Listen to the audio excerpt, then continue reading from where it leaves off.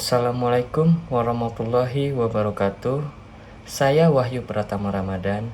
Di sini saya akan berstorytelling mengenai buku Muhammad Al-Fatih 1453 karya Felix Xiao.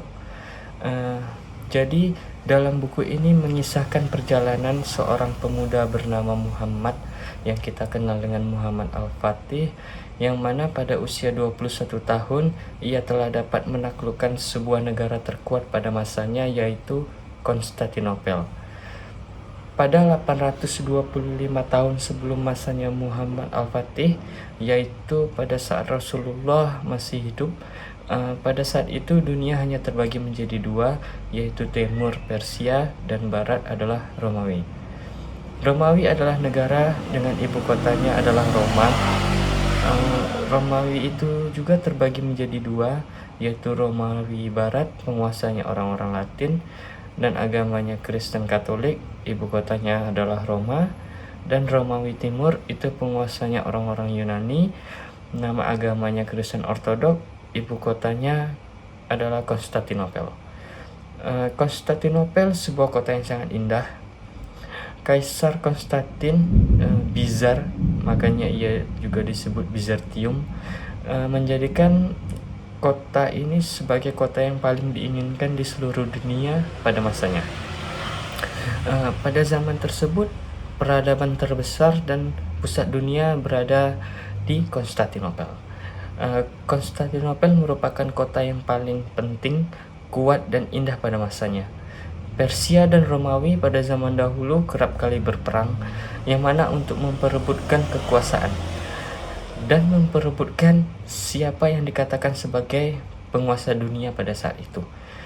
Di akhir peperangan yang berkepanjangan ini maka dimenangkan oleh orang Romawi, yang mana dikarenakan muncul seorang pahlawan, seorang kaisar. Kaisar ini bernama Heraklius. Pada saat jaya-jayanya ini pada tahun 629, maka dikisahkan ia menerima sebuah surat dari Muhammad SAW. Saat sampai surat ini ke Kaisar Romawi, kemudian ia membacanya. Kaisar Romawi ini ia tidak tahu siapa itu Muhammad, maka ia mengutus bawahannya untuk mencari orang-orang Arab untuk menanyakan siapa itu Muhammad. Maka saat itu didapatilah Abu Sofyan. Kemudian singkat cerita, akhirnya wilayah Persia itu telah dikuasai oleh Islam, menjadikan saat itu hanya ada Romawi dan Islam. Konstantinopel merupakan sebuah kota yang dijanjikan kepada kaum muslim oleh Rasulullah SAW. Bagi kaum muslim, nama Konstantinopel ini berarti kemuliaan. Selain itu, Rasulullah juga mengisyaratkan dari lisannya, sesungguhnya akan dibuka kota Konstantinopel. Sebaik-baik pemimpin adalah yang memimpin saat itu, dan sebaik-baik pasukan adalah pasukan perang saat itu. Bisyarah Muhammad ini menjadi penyemangat, suatu sumber energi yang tak terbatas, menjadi tujuan bagi para pejuang Islam. Maka dari itu para sahabat berebut untuk menaklukkan kota Konstantinopel dan mewariskan ini dari generasi ke generasi. Kita masuk kepada masa Muawiyah. Kaum muslim barulah mulai menguasai kota-kota penting di wilayah pinggir laut Mediterania, yang mana ini merupakan basis kapal pada zaman dahulu. Momen inilah pertama kali kaum muslim mempunyai pasukan laut, dan pada masa Utsman bin Affan baru pasukan laut ini dibentuk secara profesional. Pertama kali yang ingin mewujudkan bisyarah Rasulullah ini adalah Yazid bin Muawiyah pada 669. Ini ekspedisi pertama ke Konstantinopel. Ia membawa pasukan yang besar, dan termasuk di dalamnya adalah Abu Ayyub Al-Ansari. Ekspedisi ini mengalami kekalahan dikarenakan tidak adanya persiapan.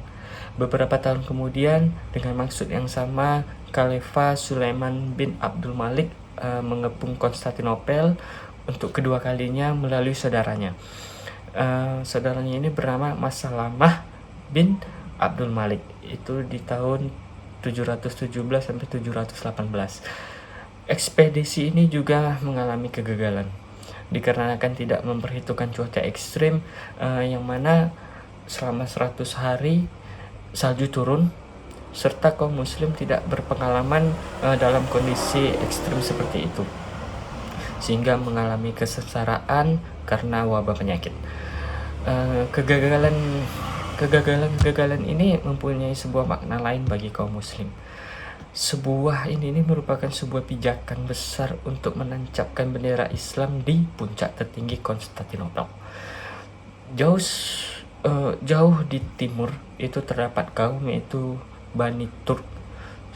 Ini suku Turki ini yang paling besar itu namanya Bani Orgus.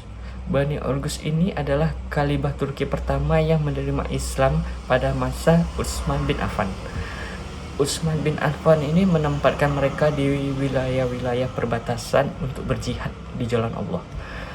Ketika terjadi perubahan khalifah Umayyah ke khalifah Abbasiyah, makalah di sini baru kaum Turki mulai mendapatkan tempat.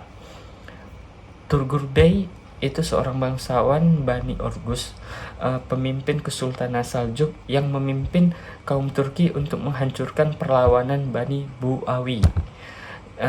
Bani Buawi ini beraliran Syiah pada 1055 dan menghasilkan kemenangan yang mana menyelamatkan Khalifah Abbasiyah dari kehancuran.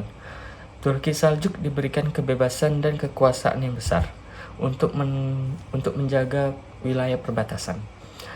Asrul Futuhat yang terlupakan dihidupkan kembali di masa Turki Saljuk. Kenapa mereka ditempatkan?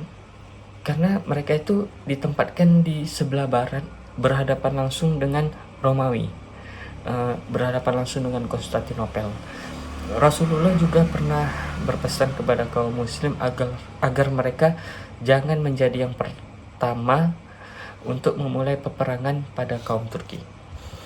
Sultan Saljuk berikutnya itu dijabat Muhammad dengan gelar Alp-Arslan.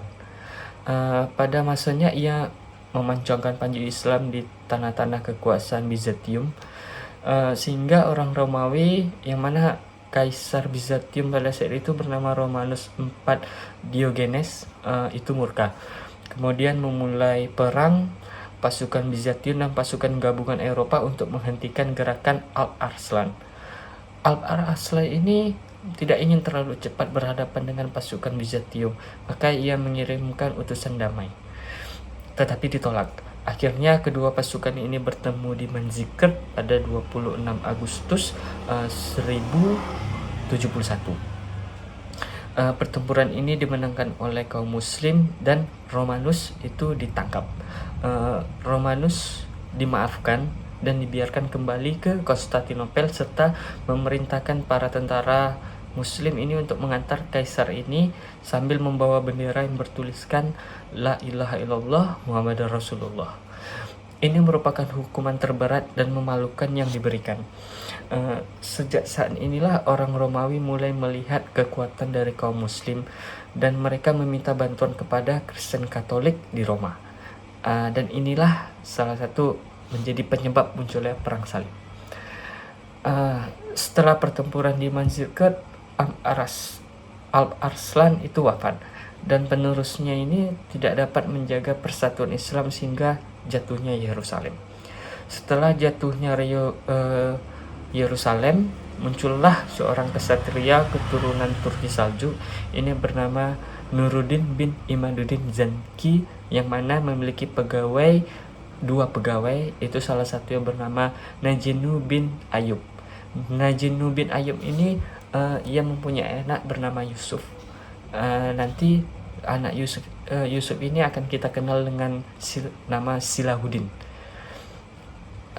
Silahuddin ini yang akan menaklukkan Yerusalem kembali dan mengganti situasi politik Kesultanan Saljuk ini menjadi Kesultanan Ayyubi.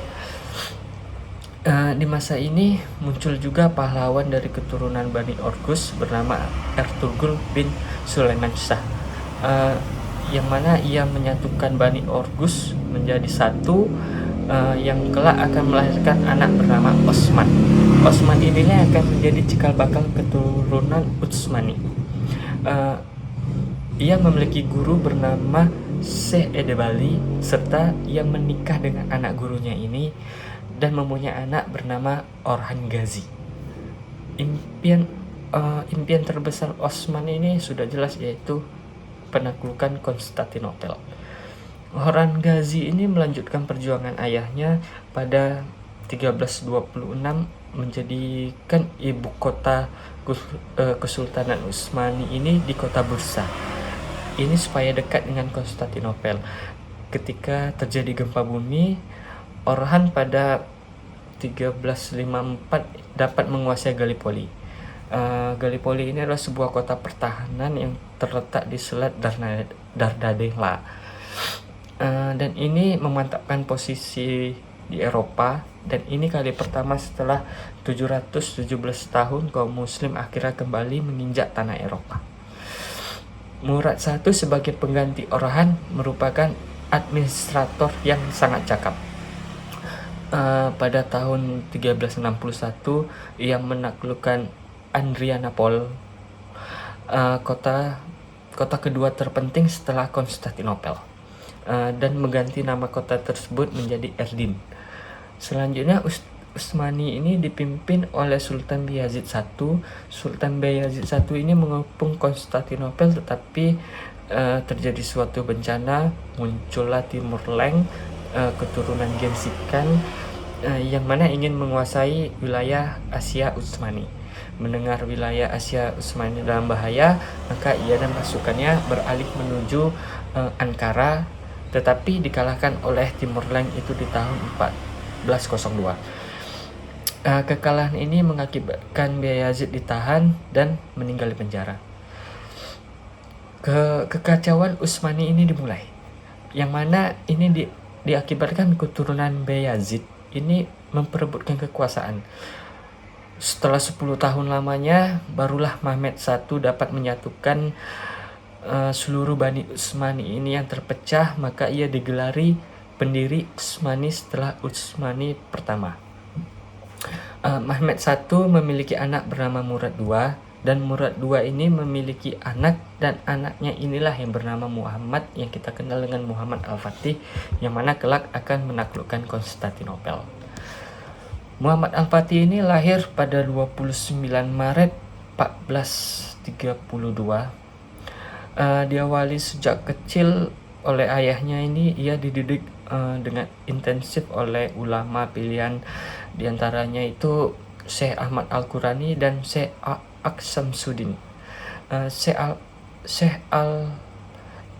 Ahmad Al-Qurani ini mengajarkan beliau tentang Al-Quran. Al-Fatih kecil ini dia sangat nakal, sehingga atas izin ayahnya, Syekh Ahmad Al-Qurani ini meminta izin untuk mendidik Al-Fatih dengan caranya. Diizinkan oleh ayah Muhammad Al-Fatih. Kemudian Syekh Ahmad Al-Qurani ini memukul Al-Fatih dengan tongkat dengan pukulan yang sangat keras, sehingga Al-Fatih jerah dan menghormati gurunya tersebut.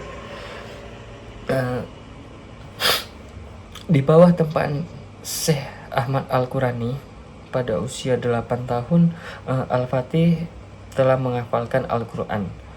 Syekh Aksamsuddin itu gurunya yang kedua, itu ia adalah seorang polimat. Gurunya ini yang dari awal menemani dan membentuk mental beliau. Cara Syekh Aksamsuddin ini mengajarkan Al-Fatih adalah dengan selalu menceritakan perjuangan Rasulullah dan pengorbanannya dalam menegakkan Islam. Ia juga menceritakan kepahlawanan, kesatriaan para sahabat dan para penakluk awal, kehebatan mereka, sahidnya, terutama adalah usaha mereka dalam meraih janji Allah tentang takluknya Konstantinopel. Serta ia juga menanamkan kepribadian Rasulullah kepada Al-Fatih kecil ini. Pada umur 17 tahun, Al-Fatih telah dapat menguasai 8 bahasa. Beliau juga menulis syair tentang jihad. Al-Fatih menyadari bila keinginannya ini untuk menjadi ahlul isorah ini sangat dipengaruhi dengan kedekatannya dengan Allah Subhanahu wa Ta'ala. Maka dari itu ia tidak pernah sekalipun pernah melewatkan sholat malam dan sholat rawatib semasa balik hingga ia meninggal. Al-Fatih sadar bahwa selain menempa dirinya, ia juga harus menjadikan pasukannya ini menjadi sebaik-baiknya pasukan, karena Konstantinopel hanya dapat ditaklukkan dengan pemimpin dan pasukan yang terbaik. Pasukan ini dikenal dengan nama Yeniseri. Selain fisik dan mental, pasukan ini juga dilatih ilmu sains, terutama Al-Quran juga. Selain itu, Al-Fatih juga seringkali sholat berjamaah dengan pasukannya, memberi tausiah, mengingatkan akan kemuliaan pasukan yang dapat menaklukkan Konstantinopel. Al-Fatih juga menempatkan ulama ini di setiap barak untuk memastikan keikhlasan niat mereka dan kedekatan diri mereka itu kepada Allah Subhanahu wa Ta'ala. Setengah dari pasukan ini selalu melaksanakan sholat tahajud di malam harinya. Tidak cukup sampai di sini, karena yang akan dihadapi Al-Fatih ini adalah sebuah dinding kokoh yang terbukti selama 1123 tahun dari 23 serangan semuanya gagal menembus pertahanan dinding ini. Hanya sekali pada dinding di bagian laut yang pernah ditembus itu oleh pasukan salib pada 1204. Maka dalam perjalanan menyeberangi Selat Bosporus, Al-Fatih berpikir akan membangun benteng baru di seberang Anadolu Hisar, sehingga ia dapat mengamankan Selat Bosporus sehingga menghubungkan Kesultanan Utsmani Asia dan Eropa. Yang paling penting, Al-Fatih ini dapat menahan dan mengawasi pergerakan logistik di Konstantinopel, karena Selat Bosporus ini ibarat nadi utama mengalirkan kehidupan ke Konstantinopel. Nama benteng yang dibuat Al-Fatih ini adalah Rumeli Hisari yang berada di wilayah Eropa. Setiap sisi benteng ini direncanakan dengan matang oleh Al-Fatih itu sendiri. Bahkan beliau sendiri yang memberikan layout kasar benteng ini kepada Muslihdin, itu sang arsitek Muhammad Al-Fatih. Tepat pada tanggal 31 Agustus 1452, benteng Rumeli ini selesai hanya dalam waktu 4 bulan. Al-Fatih menempatkan 400 pasukan di bawah komando Vizus Bey yang diperintahkan untuk memungut retribusi bagi kapal yang melewati. Benteng ini dijuluki Boga Kazan, yaitu pemotong tenggorokan. Malam-malam panjang dihabiskan Al-Fatih mencari jalan terbaik untuk mematahkan pertahanan Konstantinopel, serta mempelajari tentang pengepungan yang pernah dilakukan oleh pendahulunya. Untuk menghadapi tembok 3 lapis ini, tentu cara yang harus dilakukan itu dengan cara yang tidak biasa. Cara yang terpikir oleh beliau saat itu adalah dengan menghabisi jumlah semangat pasukan bertahan dengan mesin pengepung. Pada masa Sultan Murad II, mereka tuh telah memiliki meriam tapi masih berkekuatan rendah. Seolah ada jawaban dari Allah atas doa sang sultan. Maka pada 1452 itu ada seorang ahli senjata dari Hungaria bernama Orban datang dan membawakan keahliannya ini untuk membuat meriam. Orban ini pergi menemui Al-Fatih, menawarkan rancangannya ini, dan Al-Fatih menerima rancangannya ini. Orban ini kemudian memerintahkan bawahannya Al-Fatih ini untuk memperlakukan Orban ini dengan baik dan membayar keahlian ini 4 kali lipat dari permintaan Orban. Proses pembuatan senjata pertama itu dimulai. Para tentara dengan waktu singkat menyiapkan bahan baku yang diperlukan. 3 bulan berikutnya Orban memulai pembuatan meriam. 5 meriam paling besar yang pertama itu yang pernah dilihat siapapun pada zamannya telah selesai, dipasang di Rumeli Hisar, dan meriam inilah yang menghancurkan kapal Antonio Rizzo pada November 1452. Tidak sampai di sini, Al-Fatih memerintahkan Orban untuk mencari cara agar ukuran dan kekuatan meriam ini dilipat gandakan. Maka dari itu dibuatlah cetakan baru, campuran tanah liat, serat linen, dan jerami. Itu bahannya. Meriam kedua telah jadi dengan ukurannya 8 meter, diameternya lebih dari 0,7 meter. Tebal bibir meriam itu 20 cm, terbuat dari logam padat dengan peluru dari batu yang dibentuk seperti bola dengan berat 700 kg. Meriam ini terbagi juga menjadi dua bagian. Yang pertama itu di bagian depan itu lubang peluru berdiameter 70 cm, dan di bagian kedua itu di bagian tempat bubuk misiunya. Di belakangnya itu juga, di belakang meriam itu dibuat lebih tebal agar dapat menahan tekanan akibat ledakan. Pagi harinya itu Januari 1453, Al-Fatih menguji senjata ini. Tembakan yang dilontarkan melayang sejauh 1,6 km, membuat lubang 2 meter di tanah.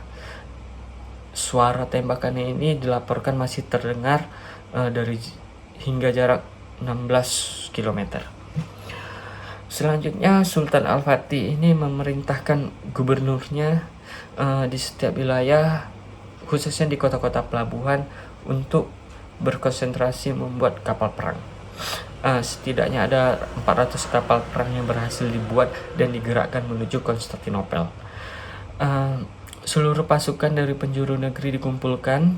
Sultan Al-Fatih serta ini mengirimkan surat ke Khalifah Abbasiyah, yang mana meminta izin untuk melakukan penaklukan serta pengumpulan pasukan. Hingga saat itu terkumpullah pasukan itu sekitar berjumlah 250.000 orang kesatria yang berada di Erdin, serta pasukan laut yang bersiap mengepung kota Konstantinopel.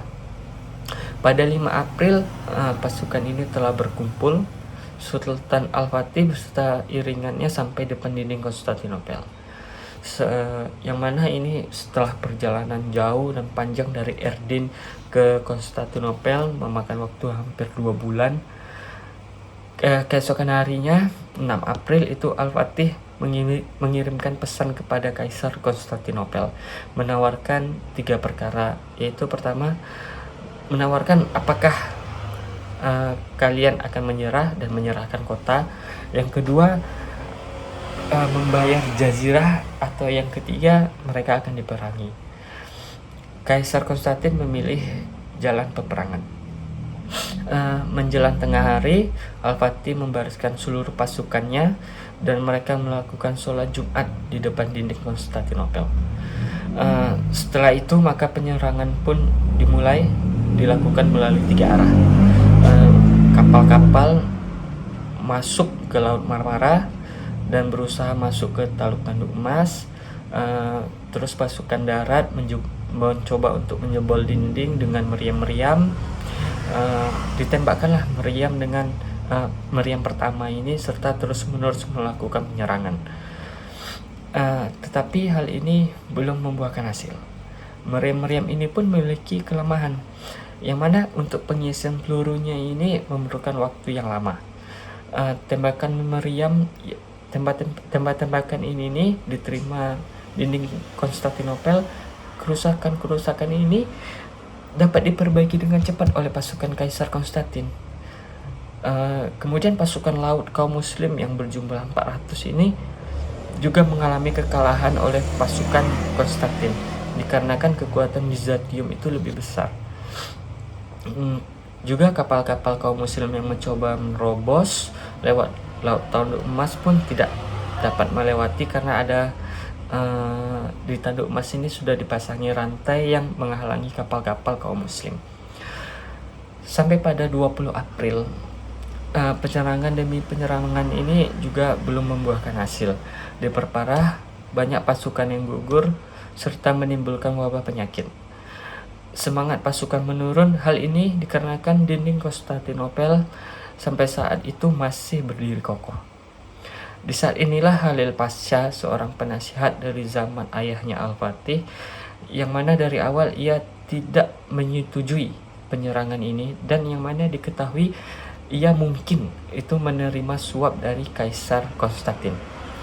Ia itu membuat pasukan mental menurun. Setelah itu, dikarenakan masalah ini, Al-Fatih mengumpulkan pasukan serta panglimanya untuk melakukan pertemuan.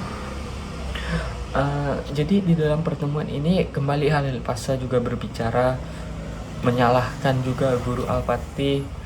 Tetapi ada seorang itu bernama Zaganos Pasha, tangan kanan Sultan, melompat dia dari kursinya dan melabrak meja lalu berkata sesuatu yang mana ini menjadi momen untuk membakar kembali semangat untuk menaklukkan Konstantinopel.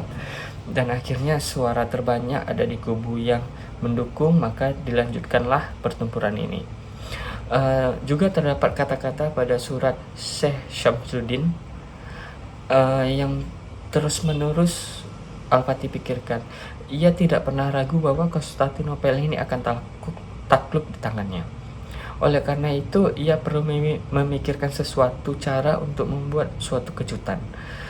Sesuatu yang belum pernah terjadi, sesuatu yang akan mengembalikan keadaan, menaikkan moral pasukan. Sultan menyadari bahwa selama tanduk emas belum dikuasai, maka selama itu pula pengepungan menjadi sulit. Maka timbul banyak pertanyaan di sini. Di tengah diskusi, maka Sultan mengatakan kita akan melewati Bukit Galata. Hal yang tidak pernah terbayangkan sebelumnya.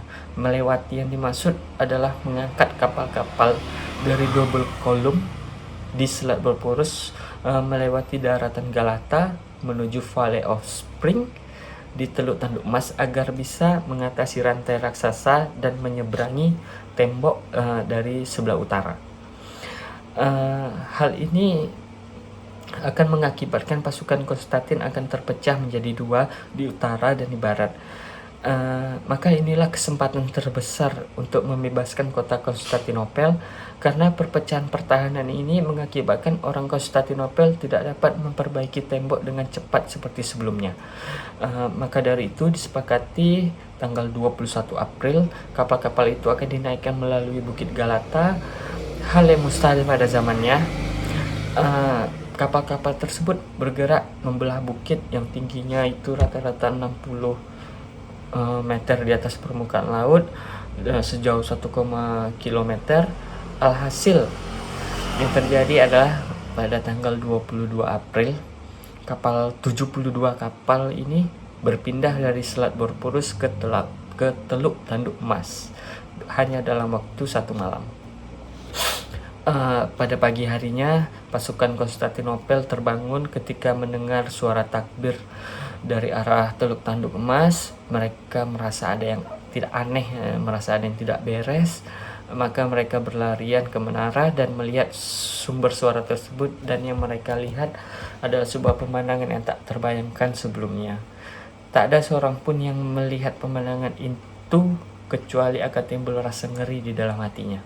Deretan kapal-kapal berjajar rapi dari Bukit Galata, dan beberapa juga kapal yang telah berlabuh di Teluk Tanduk Emas, serta mereka melihat bendera berkibar yang bertuliskan La ilaha illallah Muhammadar Rasulullah. Saat melihat kejadian ini, maka mereka mengatakan inilah akhir dari Konstantinopel. Tanggal 22 April kapal-kapal ini berhasil dipindahkan dengan melewati Bukit Galata ke Teluk Tanduk Emas. Maka peperangan juga terus terjadi sampai pada tanggal 27 Mei 1453. Sultan Al-Fatih akhirnya membuat lubang yang sangat besar di dinding Konstantinopel, yang mana tidak dimungkinkan untuk diperbaiki dengan cepat oleh pasukan Konstantinopel.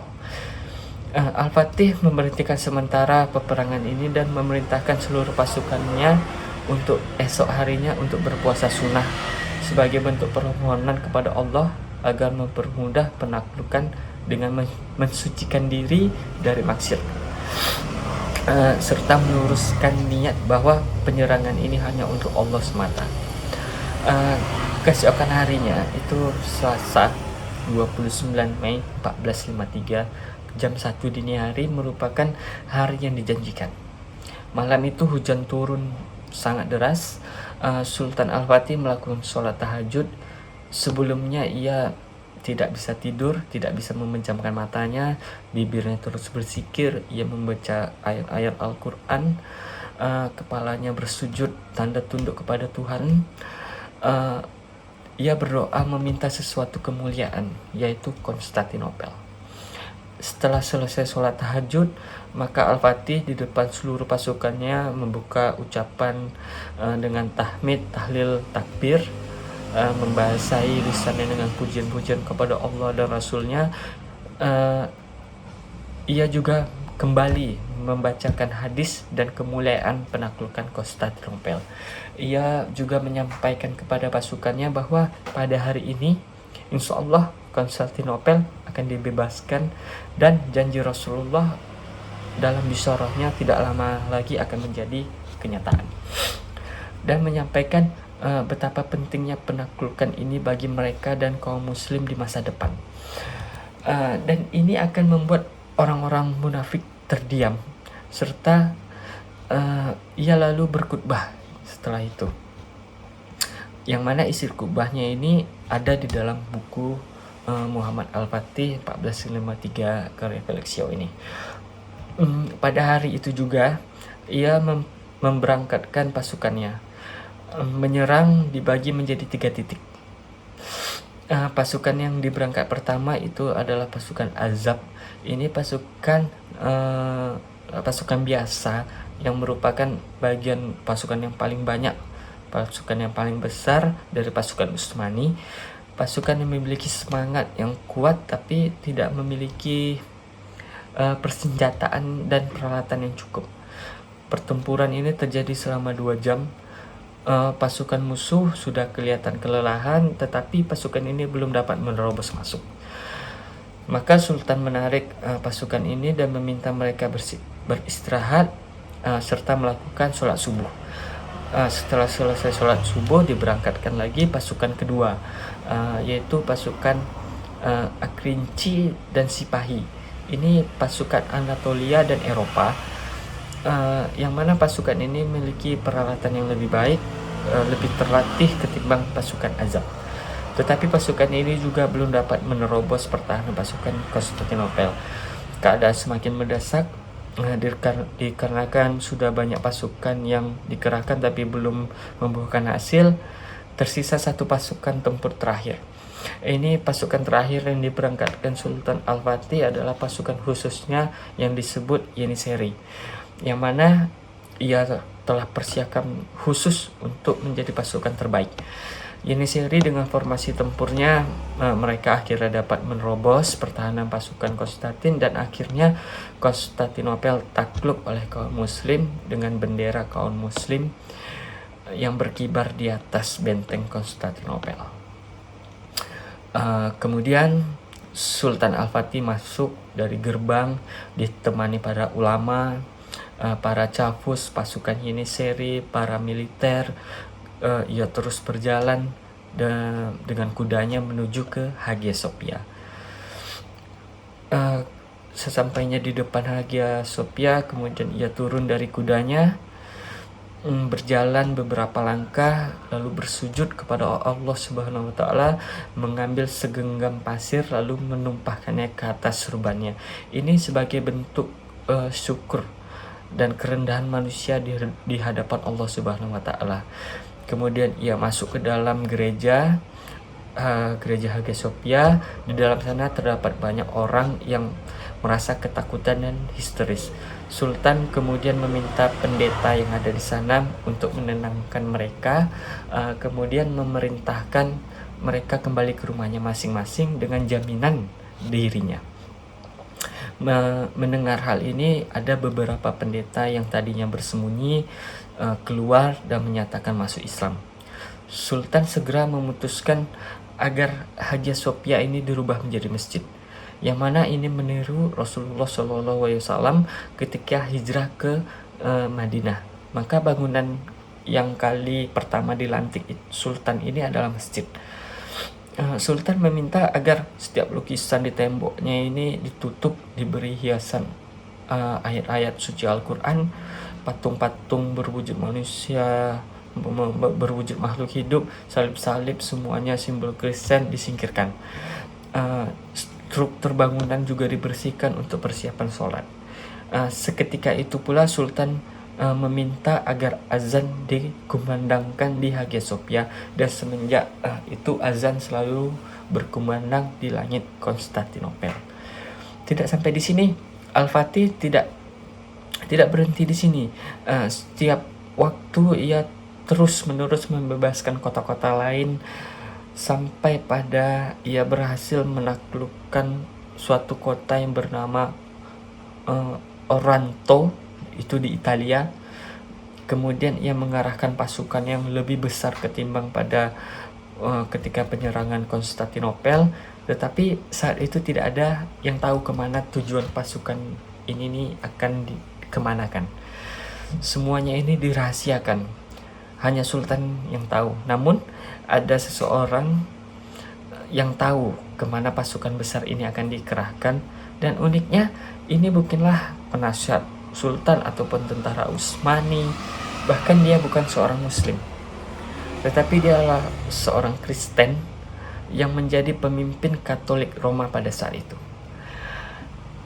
Tetapi Muhammad Al-Fatih menutup usianya dalam kondisi bersiap untuk membuka Roma pada 3 Mei 1481 dalam usia 49 tahun. Ketika seorang pembawa pesan sampai ke Roma, dia segera memberikan surat kepada Paus. Ketika dibuka surat itu, pesannya berbunyi sederhana, elang perkasa itu telah mati. Maka mereka bergembira.